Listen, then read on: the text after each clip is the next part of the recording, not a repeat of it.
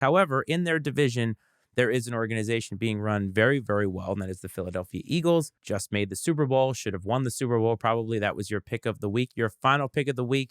They let you down. Not only did they not cover, they lost, but they did something very, very intelligent, or at least what I think is intelligent, and they signed their quarterback, Jalen Hurts. Today, as a matter of fact, I believe he's now the highest paid quarterback in the league at 51 mil per year, at $179 million guaranteed. Not only do I think this is a good idea, I think more interestingly enough, I want to get your point on this. I think this is a bad thing for Lamar Jackson. I think this is a really bad thing for Lamar Jackson. I think the longer this all plays out, the worse for Lamar Jackson it is. I saw a report the other day that said he was sort of making demands of what he thought players that he wanted them to sign before he would sign or something. I don't know if there's any truth to that. I might be making it up.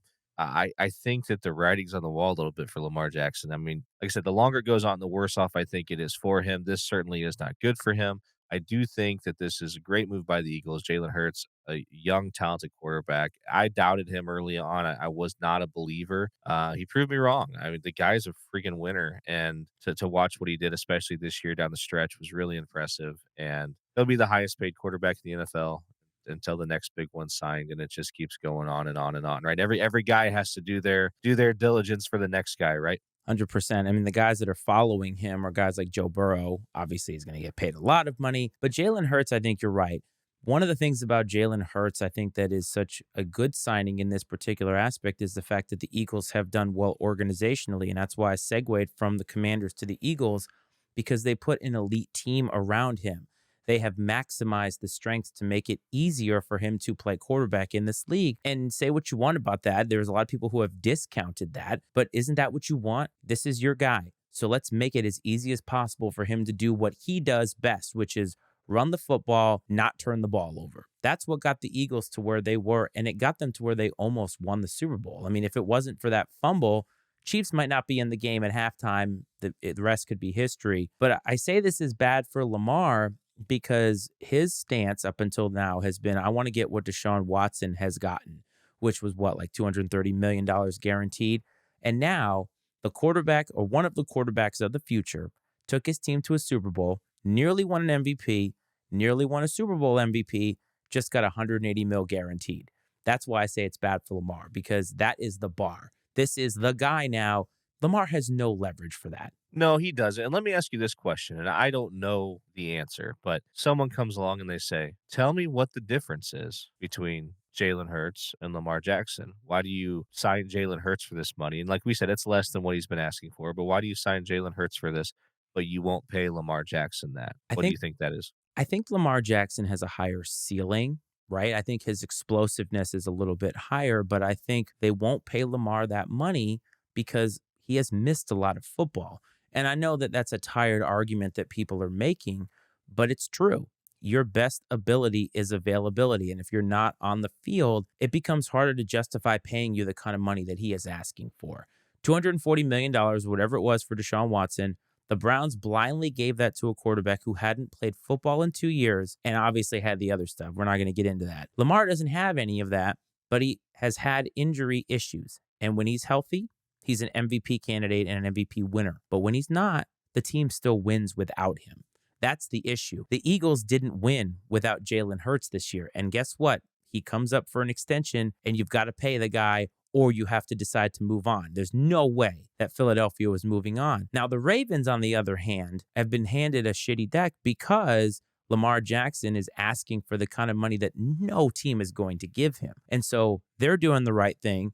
Lamar's doing the right thing, trying to get his money, but at some point it's got to work itself out. And I think the more time, as you said, that goes by, less and less are teams going to pony up the dough to get him because, hey, by the way, here's Jalen Hurts and all the other quarterbacks behind him.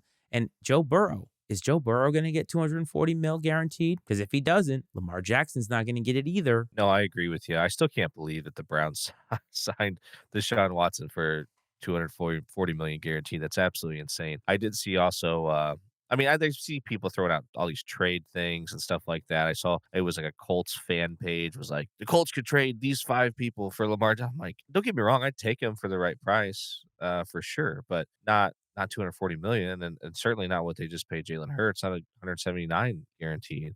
Um, no, I don't think so, not at all. I think the hang up is the fact that it's not only money that you have to give up, but it's draft picks too. 2 first rounders. So not only do you automatically have to pay him a lot of money, but you got to give up draft capital. Now, you can have a debate or we could have a debate on how valuable is draft capital in the future. I know that the draft is a big deal. The draft is coming up in what, 2 weeks? You and I are not going to talk about it. We're not really big draft people, but I always question how valuable draft picks are to a certain extent because I know that a lot of teams value them and they keep them. But then you could have the Rams model where you sell out all your draft picks to get Matt Stafford, you win a Super Bowl. It's automatically worth it. And if you're a team that is starving for a quarterback, but you have pieces around you that could actually win a Super Bowl with the right guy behind center, why wouldn't you make that move? Is the draft capital really that valuable to you? Maybe the money is actually a bigger hit. I think it's all very fascinating. And I'm not sure we're going to have a perfect storm of this ever again, because what the Ravens did by having him or non-tendering him or whatever it was, I can't remember exact term, but they basically made it that he was a non-exclusive tender. And it's like he can go out and do whatever he wants and they can match it. So they have a lot of leverage here and no other team is stepping to the plate because I think it's a heavy price to pay. But a team like the Colts, as you said, for the right price, I mean, they should do it because they haven't had a quarterback in like a decade. Yeah, they're just renting one every year is what it amounts to. I think about draft picks like poker chips at a casino, right? And yeah, they're worth something, but they're not worth what you want them to be worth unless you know how to use it properly. Yeah. And even if you play the game exactly the way it's supposed to be played and stack as many odds as you can in your favor, there's still no guarantee on return. And and yeah, like, obviously, you're giving yourself a better chance the more you follow proper strategy or do your homework or know what you're doing, but there's no guarantee at all, and, it is tough, man. I mean, I think draft picks are valuable. I'm not as crazy about, look at how many times the Cleveland Browns have had the number 1 pick, you know what I mean? Hmm. And just fucked it up over and over again, and you could say it's them, you could say I mean, Johnny Manziel was a great college quarterback, but I think at the same time, almost everyone in America could realize that the guy had some problems. Everybody but the people that were in their draft room, you know, and it it worked out the way it worked out. I don't know that there was anybody that was surprised by that, but I think it's worth it. It's worth it to have draft picks, especially I think when it comes time for something like this, you have those picks you can use to make trades to improve your team to win now and stuff. But I mean, it's a delicate dance, no doubt about it. Yeah, but in the NFL, it's a win now league. And so if you have the chance to make that happen or at least come closer to making it happen, if all odds were even, every team would win a Super Bowl once every 32 years, but the odds are not even. And sometimes you have to take a risk. And that's why I say there's a lot of teams out there who I feel as if they are perfect candidates for Lamar Jackson and they're just not doing it. Not really sure why, but I think we'll see that unfold. Like I said, the draft is coming up. We're not going to discuss it here on the show. However, if you want to go for some draft analysis, you can listen to Political Football on the Matty Ice Media Network because Dave and Scott do talk about position specific draft, I guess, talk, whatever you want to call it. I don't know any of these guys, but go there to listen to it. And I think we'll see what it is. I know I will know who's on the team for the Patriots week 1. I always say that.